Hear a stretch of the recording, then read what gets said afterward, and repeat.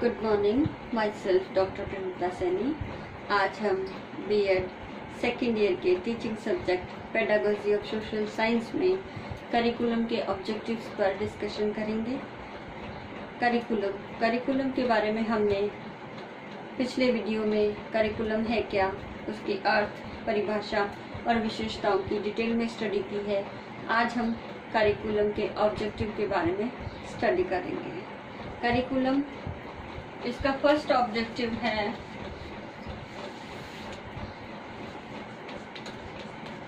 बालकों को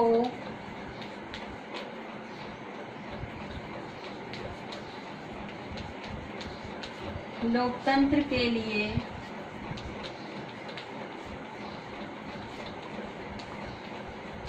तैयार करना। हमारे देश में लोकतंत्रात्मक शासन प्रणाली है और हम सभी लोकतंत्रात्मक शासन प्रणाली में उसके अनुकूल जीवन यापन करते हैं। अर्थात हम स्वतंत्रता, समानता, संप्रभुता, लोकतंत्रात्मक, सामाजिक न्याय, समता, धर्मनिरपेक्षता, ऐसी कई विशेषताओं के अनुकूल अपनी जीवन का निर्वाह करते हैं और देश के निर्माण में अपना अमूल्य योगदान देते हैं।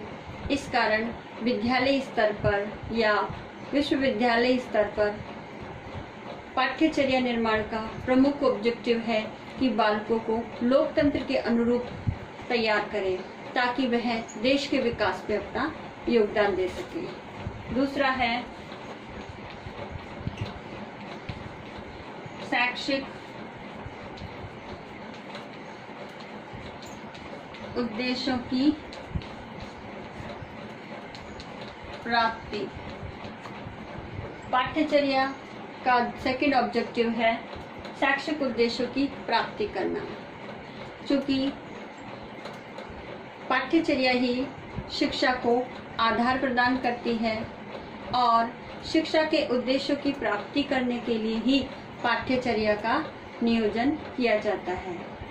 तो शिक्षा के मुख्य उद्देश्य जो दीर्घकालीन होते हैं और राष्ट्रव्यापी, साथ ही सामाजिक परिवर्तन के अनुकूल होते हैं, बालकों के सर्वांगीण विकास को ध्यान में रख करके निर्धारित किए जाते हैं।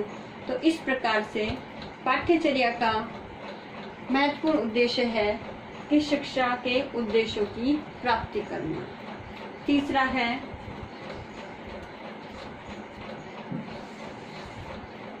बालकों के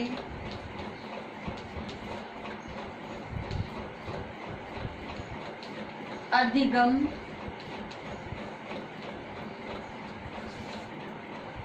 अनुभवों में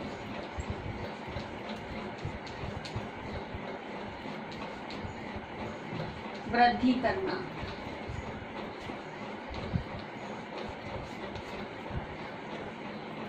पाठ्यचर्या का नियोजन बालकों के लिए ही किया जाता है। बालकों में पहले से ही ज्ञान विद्यमान है, लेकिन वर्तमान समय की मांग, देश की आवश्यकताओं को ध्यान में रखते हुए हम पाठ्यचर्या का नियोजन करते हैं ताकि बालक उस पाठ्यचर्या के अंतर्गत विषयों से संबंधित ज्ञान को ग्रहण करके अपने अधिगम अनुभवों में वृद्धि कर सके।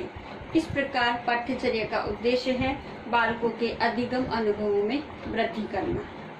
चौथा है ईमानदारी,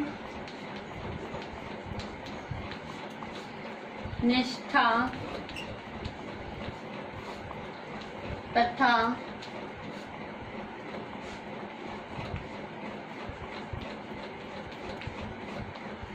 व्यक्तिक क्षमता का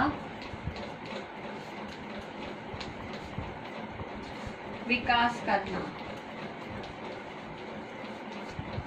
पाठ्यचर्या के उद्देश्यों में सबसे इम्पोर्टेंट है ईमानदारी, निष्ठा यानी कर्तव्य पालन के साथ व्यक्तिक क्षमता का विकास करना। यह न केवल शिक्षकों के लिए अपितु बालकों के लिए भी महत्वपूर्ण ऑब्जेक्टिव है, क्योंकि बालक के सर्वांगीण विकास में पाठ्यचर्या का महत्वपूर्ण योगदान है। इसी प्रकार शिक्षक की व्यावसायिक गुणवत्ता के विकास में भी पाठ्यचर्या एक इम्पोर्टेंट रोल प्ले करती है। इस प्रकार दोनों ही अपने शिक्षण अधिगम से संबंधित ईमानदारी से अपने कर्तव्यों का निर्वाह करते हुए अपनी व्यक्तिगत विभिन्नताओं के आधार पर अपनी अपनी व्यक्तिगत क्षमता और गुणवत्ता का विकास करें। फिफ्थ है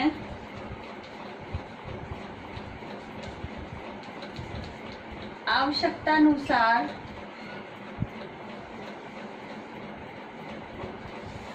पाठ्यचर्या का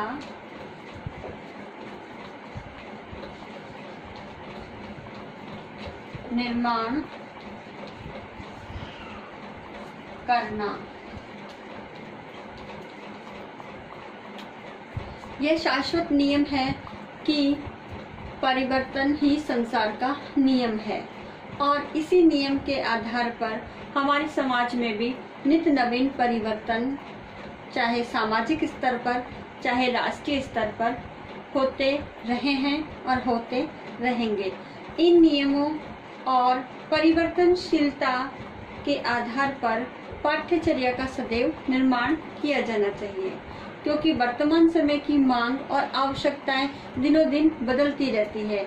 इसी मांग और आवश्यकता को ध्यान में रखते हुए हमें पाठ्यचर्या में भी आवश्यकता अनुसार परिवर्तन करना अनिवार्य है। इस कारण पाठ्यचर्या के मुख्य उद्देश्यों में ये इम्पोर्टेंट है कि हमारे देश की, हमारे समाज की आवश्यकता के अनुरूप हम पाठ्यचर्या का निर्माण करें। नेक्स्ट है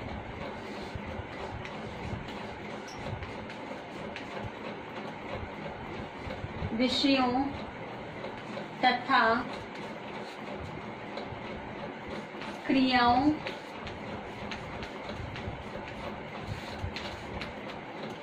के बीच अंतर को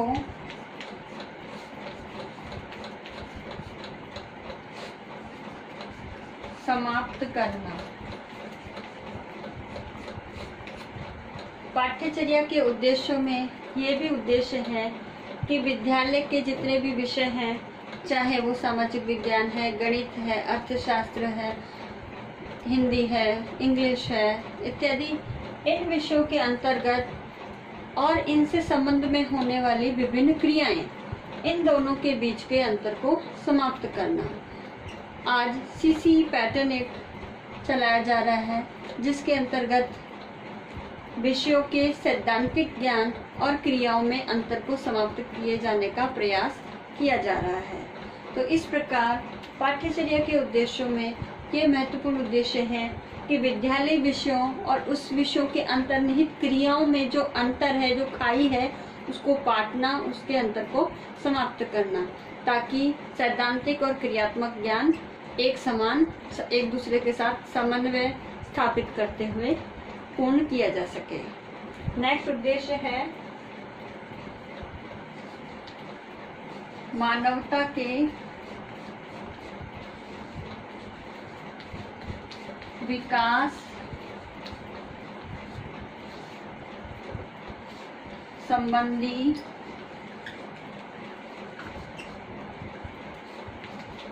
गुणों को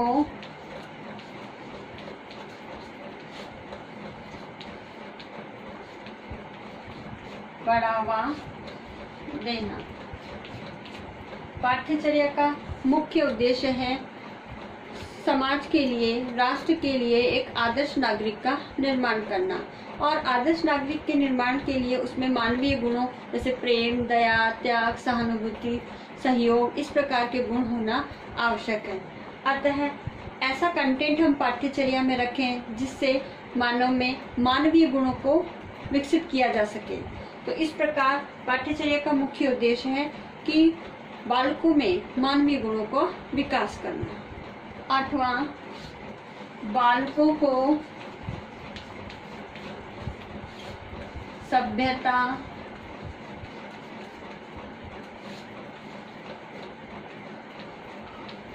संस्कृति तथा मूल्यों से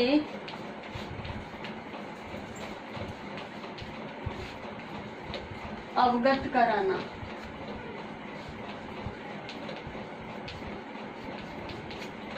पाठ्यचर्या के उद्देश्यों में सबसे इम्पोर्टेंट उद्देश्य ये भी है कि हमारे देश की जो सभ्यता है, संस्कृति है, वैल्यूज है, जैसे अतिथि देवो भव, वसुदेव कुटुंबकम, परोपकारिता, सहकारिता, प्रेम, दया, ये इस प्रकार के मूल्य हमारे जीवन का अंग है। साथ ही हमारे देश की संस्कृति, हमारा खान पान, पहनावा, बोलचाल, भाषाएं, लोक कथाएं इत्यादि, और हमारे देश की सभ्यता जो आज हम विभिन्न सभ्यताओं के रूप में देख सकते हैं, जैसे आर्यों की जो सभ्यताएं थी, साथ ही जितने भी अवशेष हमारी सभ्यताओं से जुड़े हुए मिले हैं, उन सभ्यताओं की जानकारी बालकों को देना, ताकि वह भी अपने देश की सभ्यता, उनकी विरासत, धरोहर से अवगत हो सके और अपने संस्कृति को पहचान कर अपने जीवन में उन भारतीयता के गुणों से अपने जीवन को ढाल सके और समाज में एक अच्छा नागरिक बन सके। तो इस प्रकार पाठ्यचर्या के मुख्य उद्देश्य में है कि हमारे देश की सभ्यता, संस्कृति और मूल्य से बालकों को परिचित कराना। ऐसे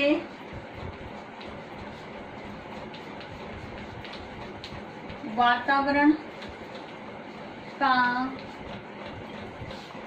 निर्माण करना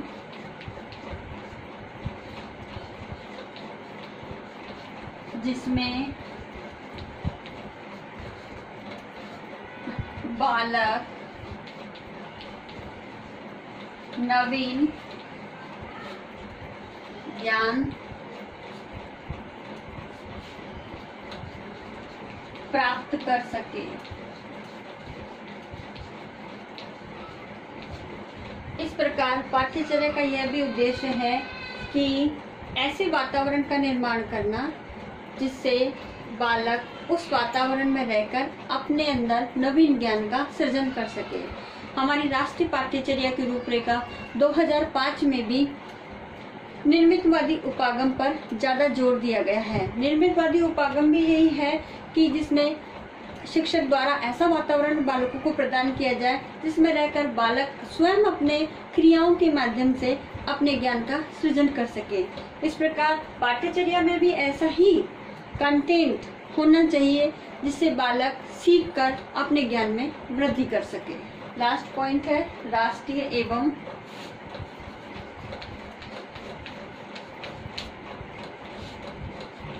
अंतर्राष्ट्रीयता की भावना का विकास करना।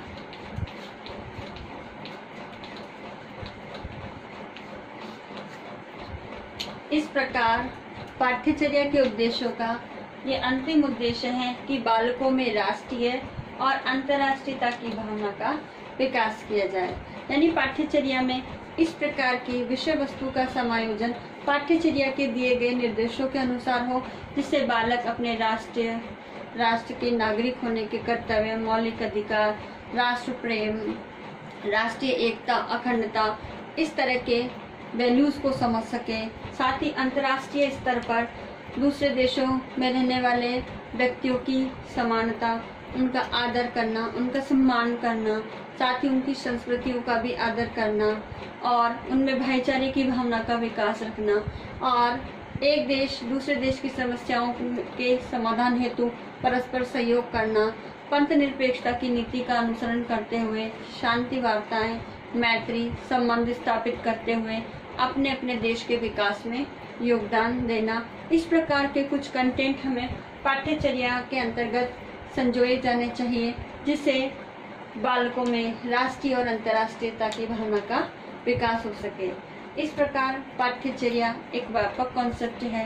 पाठ्यचर्या में उन समस्त अनुभवों को निहित किया जाए जो शिक्षण अधिगम प्रक्रिया और पाठ्य सहगामी क्रियाओं के साथ साथ सामुदायिक जीवन के साथ साथ राष्ट्रीय स्तर की संकल्पनाओं, आवश्यकताओं और मांग के अनुसार अपने आप में एक पूर्ण रूप से पाठ्यचर्या का नियोजन कर सके ताकि इन उद्देश्यों की पूर्ति की जा सके। आज का आपका होमवर्क इस प्रकार है। पाठ्यचर्या के उद्देश्यों को स्पष्ट कीजिए। इसका उत्तर आपको 250 शब्दों में लिखना है। तो आई होप ये वीडियो आपके लिए यूजफुल होगा। Thank you.